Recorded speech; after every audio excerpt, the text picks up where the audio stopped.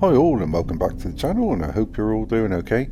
Right, yes, I apologise, I was going to do a video yesterday but it ended up being quite lengthy and chatting a lot about the leaked screenshots of the WhatsApp messages allegedly from Christian Horner, so I got a little bit fed up with it and I decided not to release the video. So I do apologise for that, but I've got a couple of things I want to bring you today, and I want to start off with a claim by Racing News 365 that Alpine Technical Director Matt Harmon and Head of Aerodynamics Dirk de Beer have handed in their resignations a few weeks ago and are currently serving out their notice periods.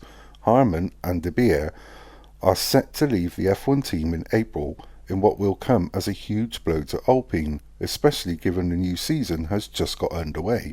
Racing News 365 also claims they made their decision before the launch of the A524, which has received huge criticism. Both Esteban Ocon and Pierre Gasly have not been too pleased with the car and could only manage a 17th and 18th place finish respectively at the Bahrain Grand Prix. And Lewis Hamilton has admitted that Mercedes were wrong in their estimation of the gap between themselves and Red Bull. After showing some decent pace in practice and qualifying, there had been some speculation that Mercedes may be able to challenge Red Bull this year. However, Hamilton thinks Mercedes are further behind their rivals than they initially thought after Red Bull dominated the Bahrain Grand Prix. He said, "I personally feel great. Physically, I feel great. So winter training has worked. We probably feel a bit of a disappointment within the team. I'm not sure about everyone else. I was definitely hoping that we would be better this weekend than we were, but it was a tough race. It was very close with everybody and degradation is high with the car. There is plenty of areas we can improve. We were further back from the Red Bulls than we thought as well." And Toto Wolff has also said that they got the cooling wrong on the car as well, and that's something that they're going to need to look into. So I must admit, I was quite surprised.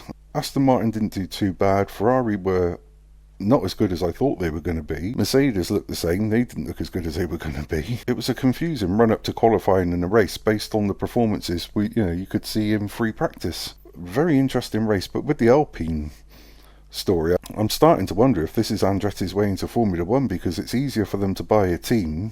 That way they can get into Formula One straight away, and how much money Alpine or Renault can keep pumping into that team, I've got no idea, but the results just aren't coming, so that'll be very, very interesting to watch. And typically, I started off this video saying that I didn't want to chat about Christian Horner too much on the alleged WhatsApp screenshots that were leaked, and here we are. As I'm editing the video, the news breaks that something serious going on at Red Bull. But I'm going to start off with this because Jos Verstappen has denied allegations he played any part in alleged messages from Christian Horner being leaked to F1 personnel and journalists. The Daily Mail claims Horner and Jos had a blazing row after qualifying on Friday, before Jos reluctantly returned to Horner's office to shake hands. Jos Verstappen, however, insists he did not leak the alleged messages from Horner, saying, "That wouldn't make sense. Why would I do that when Max is doing so well here?" But in the last couple of hours, honestly, I don't know what's going on. Jos Verstappen has called for Red Bull to sack Christian Horner, and as we know, Horner was cleared of any wrongdoing after Red Bull launched an investigation into allegations of inappropriate behaviour this week.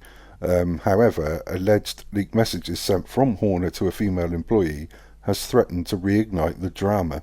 Horner reiterated that he denies all the allegations following the leak and is confident he will remain in his role as team principal after putting on a show of unity with Jerry Halliwell, who also travelled out to Bahrain to be with him for the first race of the season. But however, Jos Verstappen has ramped up the pressure on Horner by calling for Red Bull to axe him. He told the Daily Mail, "There is tension here. While he remains in position, the team is in danger of being torn apart. It can't go on the way that it is. It will explode. He's playing the victim when he is the one causing the problems." And to be fair, for weeks now the media have been absolutely full of speculation of a rift between Jos Verstappen, potentially Helmut Marko, although he's been very quiet at the moment. Something really big is going on here. I don't know what, But in my video yesterday, I was basically saying that the female employee at the centre of the allegations apparently isn't happy about the outcome of it. And with the leaked screenshots, to me, it must have been somebody who's got a significant amount of knowledge on journalists that cover Formula One, team principals, team personnel. So something significant is going on here. I wish this would just come all out in the open and get dealt with once and for all, because now there could be a second email going around with more leaked information about the WhatsApp messages, and this is just getting completely out of hand, and this is overshadowing everything else in Formula One yet again. It seems to me they either can't find a way to get him out, Horner that is, so now they're trying to find ways to make him leave maybe. But regardless of that, I still don't want this whole Christian Horner investigation or allegations just taking over Formula One. So I'm sorry I had to cover it. I'm sorry this video is a little bit lengthy. I didn't really want to cover it, but I think this news today from what Jos Verstappen said is quite significant, and I can't see how, or maybe it's going to be a real struggle for Christian Horner to keep his job, especially now that Jos Verstappen's come out and said that. So anyway, I do apologise for the long video. I apologise again for the lack of video yesterday. All I can do is thank you for continuing to be here with me and wait for my videos.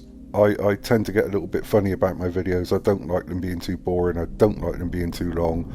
And I don't want to bore you with the same old stuff and the same sort of things that every other channel, Formula One related channel, is covering on YouTube. So I apologise again, and thank you so much indeed for continuing to stick with me on this. And of course, if you do like what I do, please consider liking my videos and subscribing to my channel and pressing the notification bell so you get those all important future warnings of my uploads. Again, thank you so much indeed for your comments, sharing, your likes, everything. It really and truly does mean a lot to me, and I can't thank you guys enough. So until the next time, take care.